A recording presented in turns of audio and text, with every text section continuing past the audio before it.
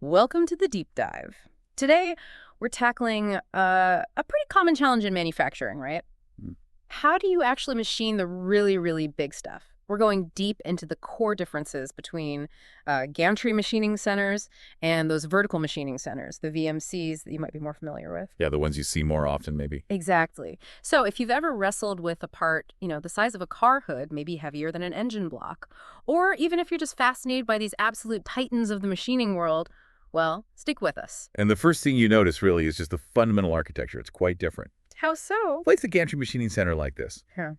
It's got an overhead bridge, that's the gantry part, and it's planted firmly on columns at both ends.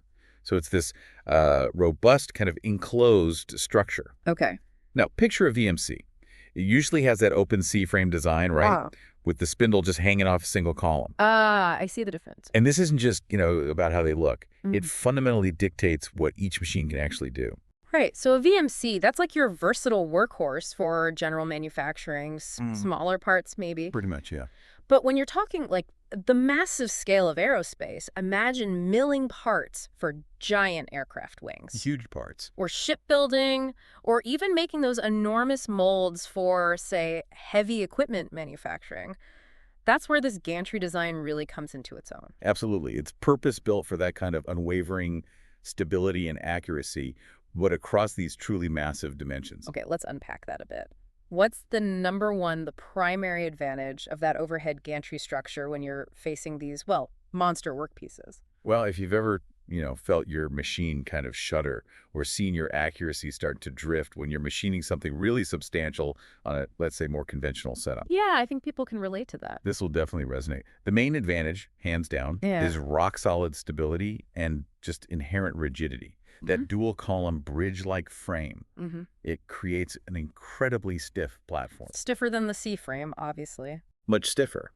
And this lets gantry machines handle extremely large, really heavy parts, and also withstand significant cutting forces, heavy milling, deep cuts, without losing precision across their entire, often huge working area. And you mentioned something interesting earlier.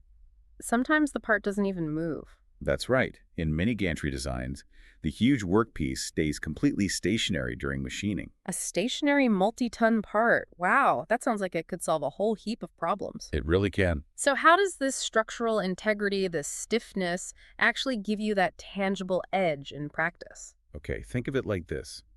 That gantry frame, because it's supported on both sides, it's just far more resistant to twisting and bending forces compared to the single C-arm of a VMC. Right, makes sense. And that directly translates into significantly less vibration during cutting and virtually no tool deflection, even when you're taking really aggressive cuts on these huge pieces. Less vibration, better accuracy, better surface finish too, I imagine. Exactly. Second big thing. The capacity for large workpieces is just dramatically increased. Yeah. You can easily have very long x-axis travel, the length of the part, and really wide y-axis travel across the gantry. Mm-hmm. And crucially, especially in what we call moving beam gantry designs, the workpiece often just sits there on a fixed base or table.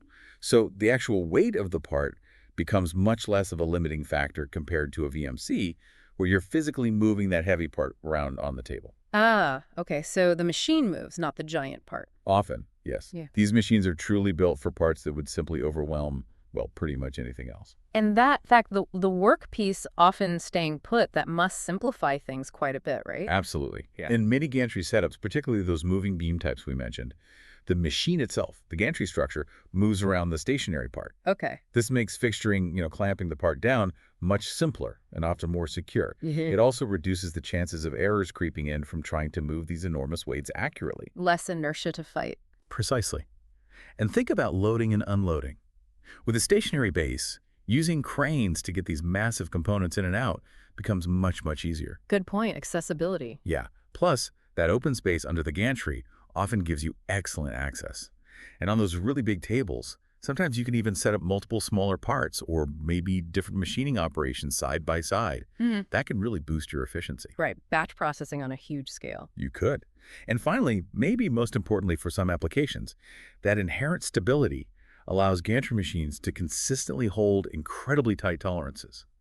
We're talking accuracies finer than, like, a human hair, but across surfaces that might span several meters. Wow. which is absolutely critical for industries like aerospace or for making those really high-quality, large precision molds. Okay, so we totally get the why for big parts, stability, capacity, stationary workpiece sometimes. But how does the machine actually move?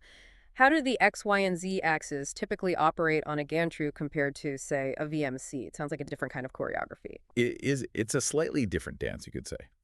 On a typical gantry machine, the x-axis is usually the movement along the longest dimension of the machine bed. Now, this movement can happen in two main ways, which we'll get into.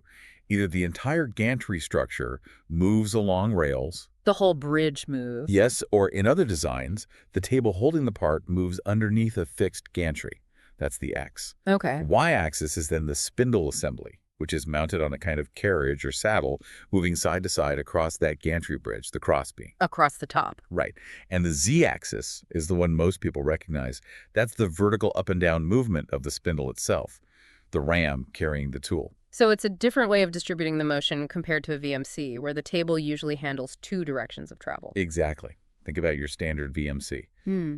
The table typically handles both X, left, right, and Y, front, back, while the spindle head just moves up and down in Z.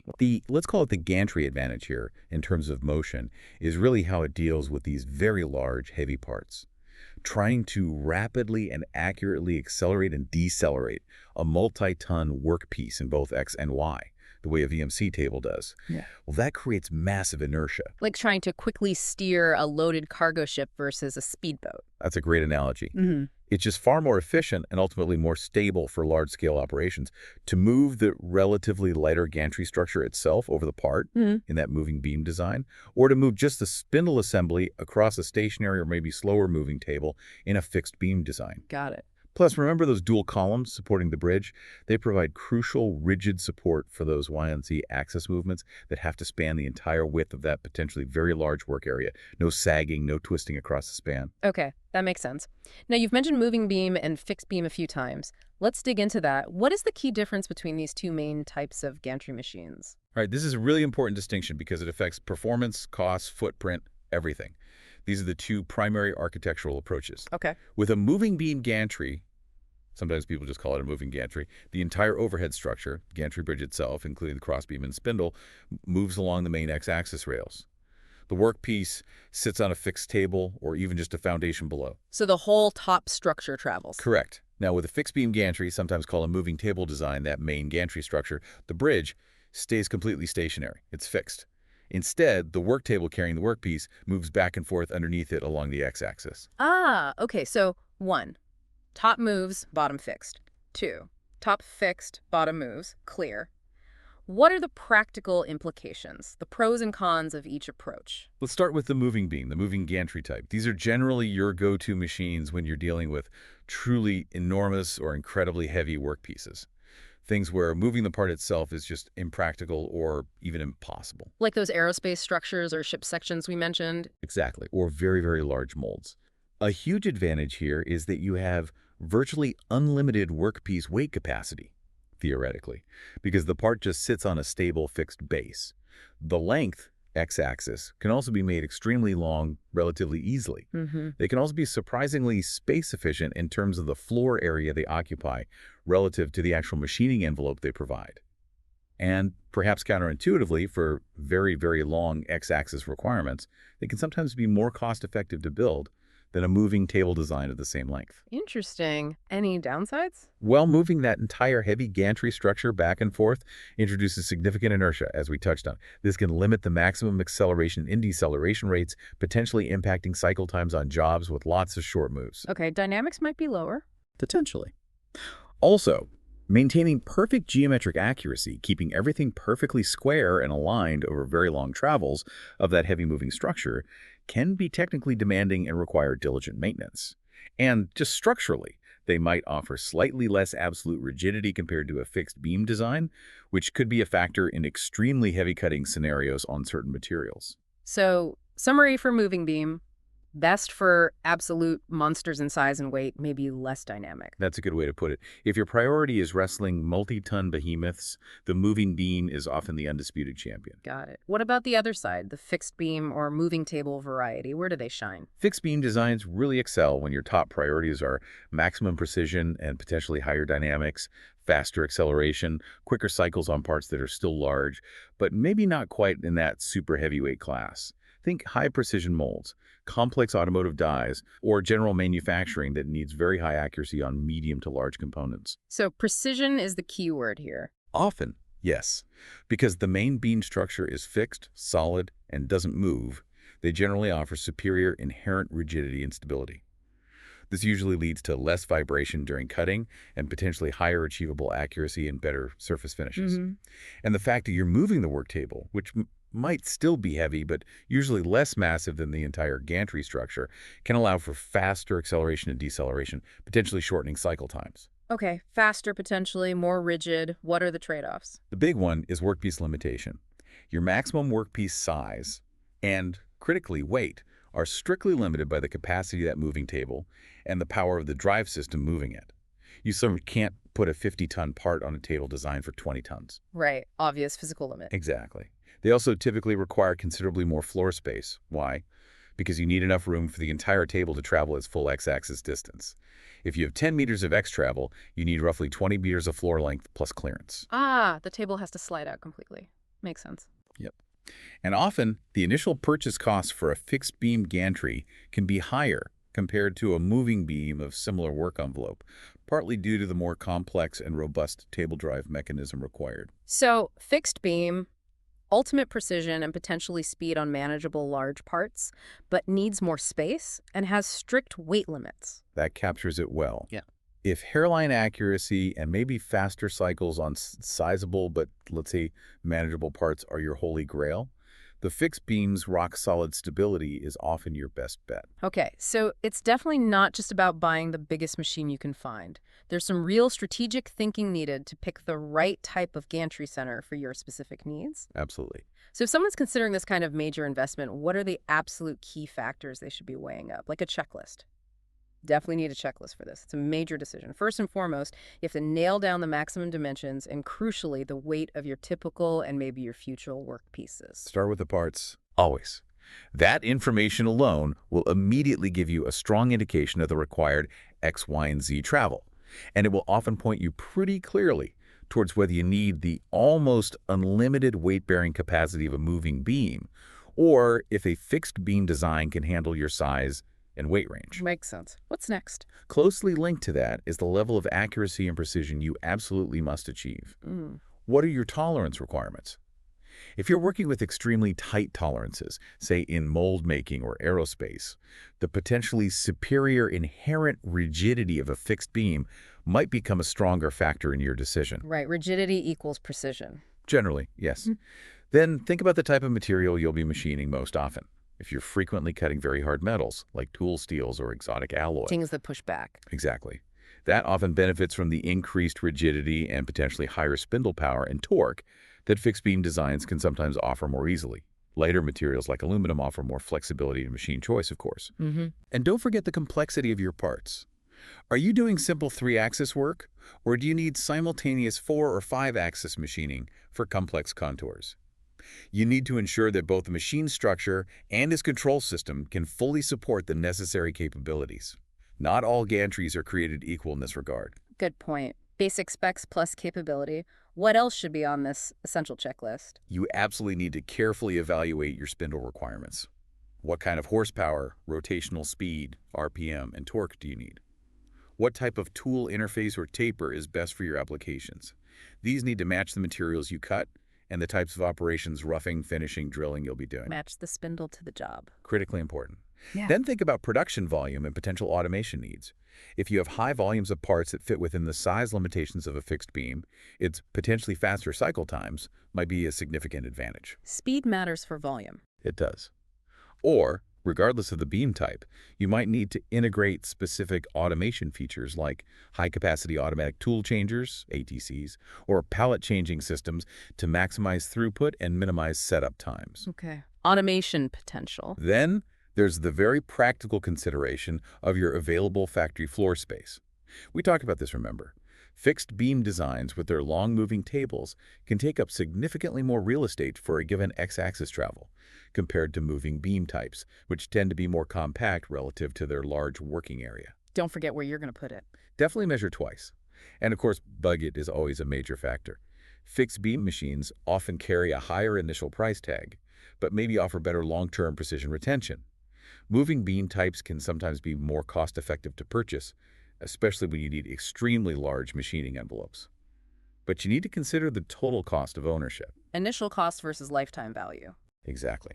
And finally, don't underestimate the importance of maintenance and long-term support. Evaluate how easy it is to access key components for routine service on each design. Check the availability and costs of spare parts. And assess the quality and responsiveness of the technical support offered by the manufacturer for the specific model you're considering. Serviceability and support, crucial for big machines. Absolutely crucial.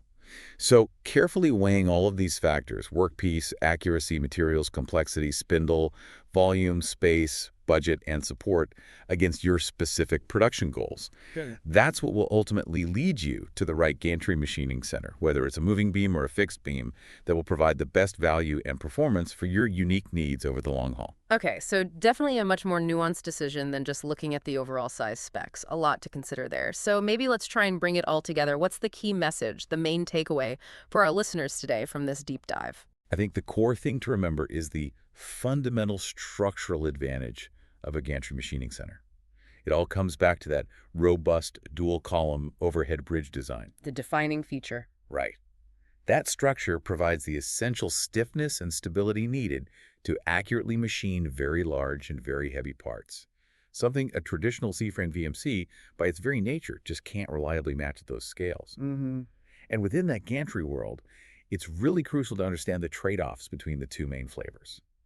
The moving beam design, which really excels with those massive heavyweight parts where moving the workpiece is the challenge. The behemoth wrestler. Exactly. Yeah. And the fixed beam design, which often offers superior precision and potentially higher dynamics on somewhat smaller, though still quite substantial, workpieces, but comes with space and weight limitations. Precision champion, with caveats. A good summary. Knowing that difference is key to making the right choice. Okay, great synthesis.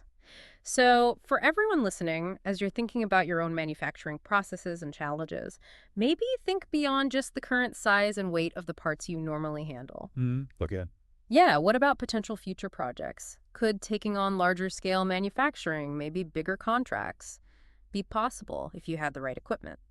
The inherent stability and those distinct design variations of gantry machines that we've talked about today, moving beam versus fixed beam, they might just unlock new capabilities, new possibilities compared to the limitations you might feel you've hit with more traditional VMCs. It could open up new markets or applications. Absolutely. It's definitely something worth considering as you explore the wider world of large-scale machining options. Thanks for joining us for this deep dive. And maybe that raises a final point for you to ponder. What specific bottlenecks or limitations are you currently hitting in your own machining processes right now? Is it size, weight, accuracy on large parts, vibration? And how might the distinct characteristics of a gantry machining center, its ability to handle massive components with high precision, potentially offer a specific solution, maybe even a breakthrough for your challenges?